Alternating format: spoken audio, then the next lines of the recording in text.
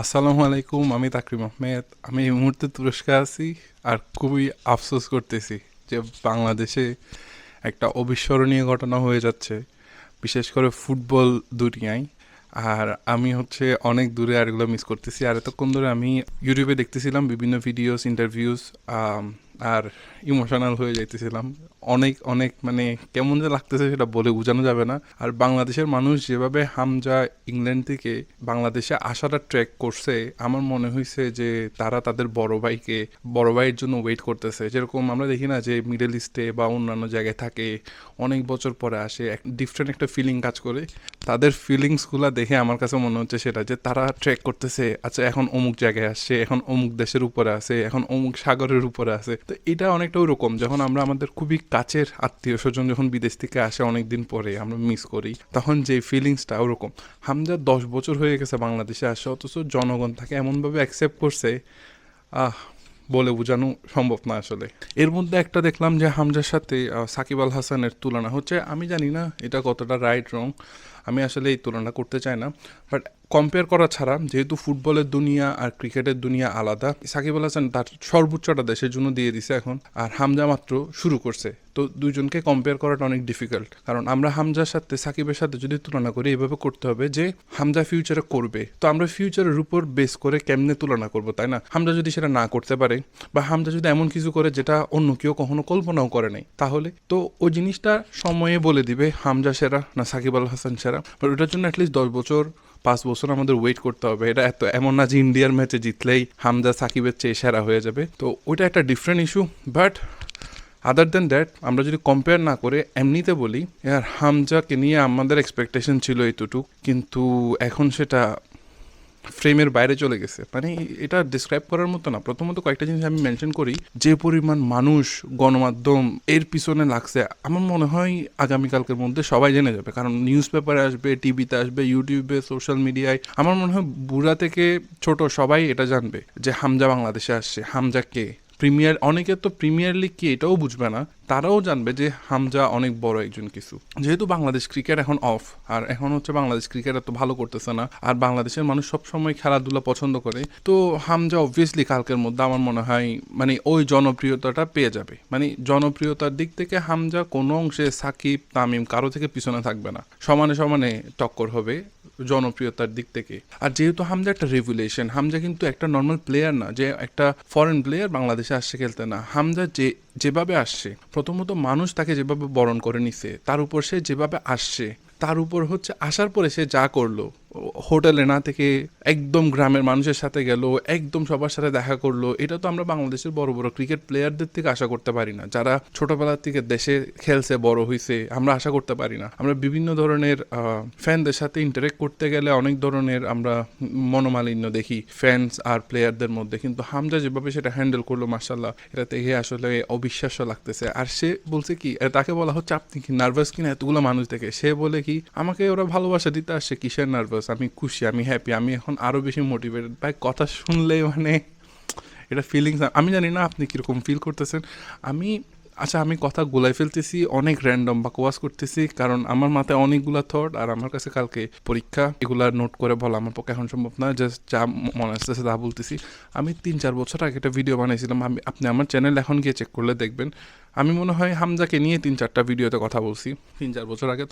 তখন এটা শুরু করছে, বাট গণমাধ্যমে এত শুরু হয়নি, সেজন্য আমরা ইউটিউবে পার্সোনাল চ্যানেল থেকে করতাম। এখন যেভাবে আপনি গণমাধ্যমে দেখতেছেন, যারা ক্রিকেট নিয়ে কথা বলে তারাও হামজাকে নিয়ে ভিডিও বানাচ্ছে, কারণ ক্রিকেট নিয়ে বলার কিছু নাই, কিছু চলতেছে না। যারা ফুটবল নিয়ে কথা বলে তারা বানাচ্ছে, যারা নর্মাল ইন্টারন্যাশনাল স্পোর্টস কভার করতে এতদিন তারাও বানাচ্ছে, সবাই বানাচ্ছে। কিন্তু তখন আমরা যারা পার্সোনালি করতাম বা ফেসবুক গ্রুপের মধ্যে যারা ছিল, ফ্যান্সরা নিজের উদ্যোগে করতো, তো ওটা ডিফারেন্ট। আর ওই ভিডিওতে আমি শেষে বলছিলাম এরকম যে হামজা যদি ইংল্যান্ডের জন্য খেলে কখনো, হয়তো কয়েক বছর খেলবে বা প্রাইম টাইমটা হয়তো খেলবে, কিন্তু বাংলাদেশের জন্য খেলে সে একটা লম্বা টাইম পর্যন্ত খেলতে পারবে। ইভেন খেলার পরেও মানুষ তাকে মনে রাখবে। খেলার আগে থেকে আমরা যে অবস্থা দেখতেছি, আনবিলিভেবল।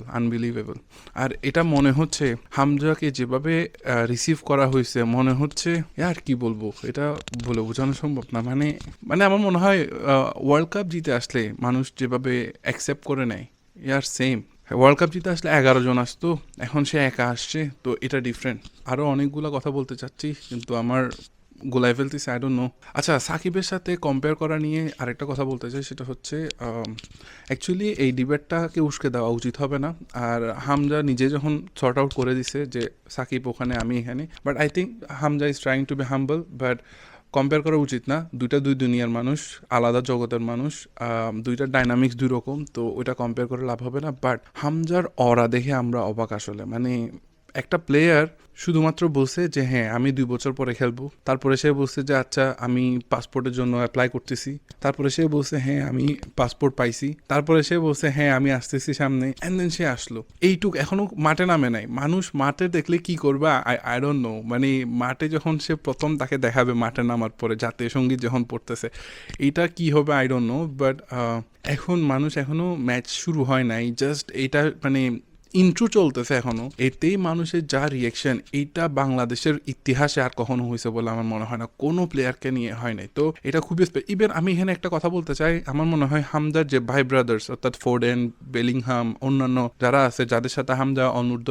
23, 21 এগুলাতে খেলছিল, ওরাও ইংল্যান্ডে এত ভালোবাসা পায় বলে আই ডোন্ট বিলিভ ইট। কারণ আপনি দেখেন ইংল্যান্ডে অনেক ক্লাব, অনেক লেজেন্ডারি প্লেয়ার্স, তো ওদের ভালোবাসাটা ডিভাইডেড, ক্লাব অনুযায়ী ডিভাইডেড, প্লেয়ার্স অনুযায়ী ডিভাইডেড, ফর্ম অনুযায়ী ডিভাইডেড, এরিয়া অনুযায়ী ডিভাইডেড। কিন্তু হামজা বাংলাদেশে একজন, আর বাংলাদেশের সবার ভালোবাসার কেন্দ্রবিন্দুতে সে পরিণত হয়েছে হামজা চৌধুরী। তো এটা অনেক ডিফারেন্ট। এই যে হামজা বাংলাদেশে আসছে, সেটার জন্য সবচেয়ে বড় ক্রেডিট কার? বাফুফের, নিউজ মিডিয়ার, নাকি অন্য কারো? আমাকে যদি কোয়েশ্চেন করা হয় আমি বলবো পাগল ফ্যানদের, যারা হচ্ছে হামজাকে যেখানে পাইছে, ফেসবুক, ইনস্টাগ্রাম যেখানে পাইছে সেখানে বলছে love you Hamza, love from Bangladesh, come to Bangladesh, we need you. These are the fan, যাদের হচ্ছে এত ইম্পর্টেন্স। তারা যে একটা ডিমান্ড ক্রিয়েট করছে, এটার কারণেই আলটিমেটলি আর্জটা ক্রিয়েট হয়েছে যে তাকে আনার।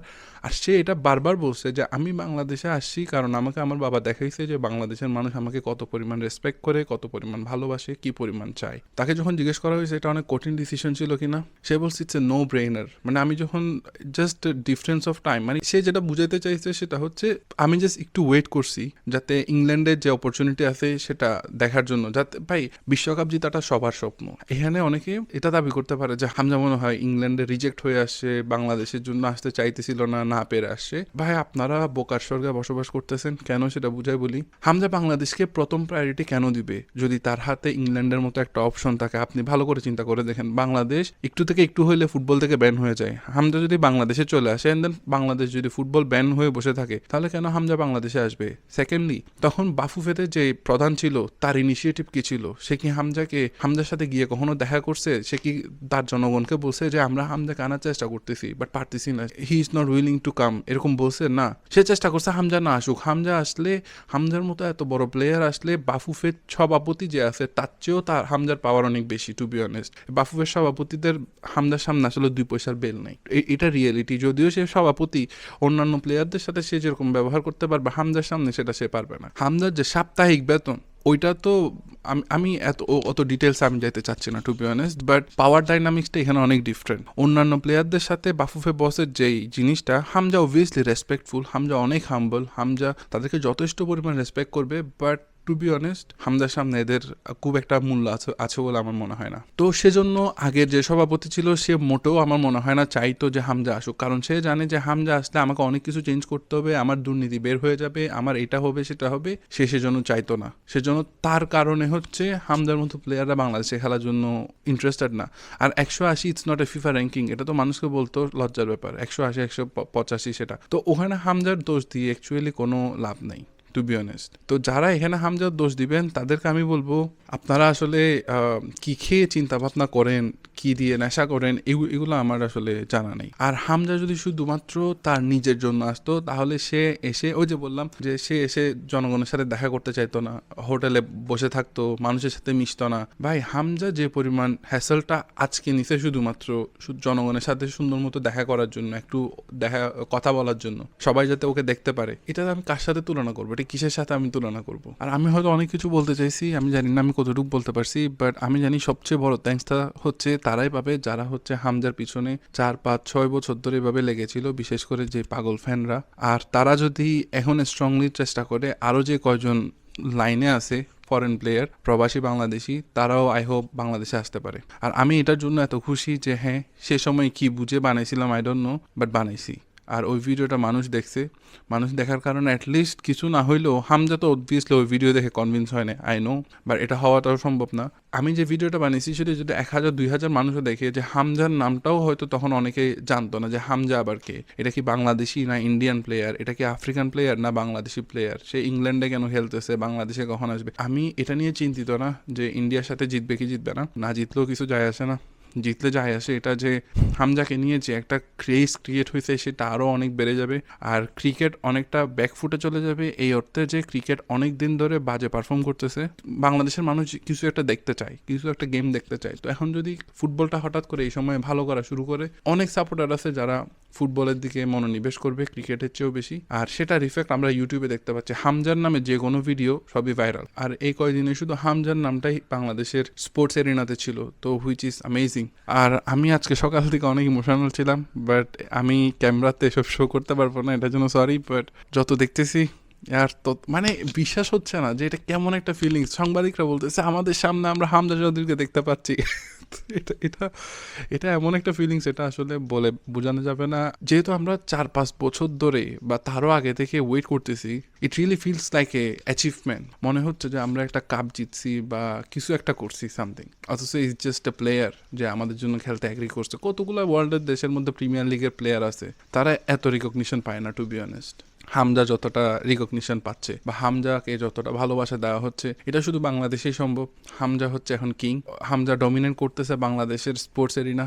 আই হোপ সে এটা কন্টিনিউ করবে। তার কথাগুলো শুনে এত শান্তি। আচ্ছা, বাংলাদেশের কোনো প্লেয়ার যদি বলতো যে ফুটবলের কথা বলতেছি, যদি বলতো আমরা এশিয়ান কাপ খেলবো, আর এরা হাসি চলে আসতো। হামজার মুখে যখন শুনতেছি মনে হচ্ছে ইটস পসিবল, মানে এটা ইম্পসিবল মনে হচ্ছে না, মনে হচ্ছে ইটস পসিবল। আর জিজ্ঞেস করা হচ্ছে ওয়ার্ল্ড কাপে খেলবে কিনা, ওয়ান স্টেপ এট এ টাইম, আমরা খেলবো ফিউচারে ইনশাল্লাহ। তো এরকম বলছে, রাইট? ওই কথাগুলো আমার কাছে মনে করেন শান্ত।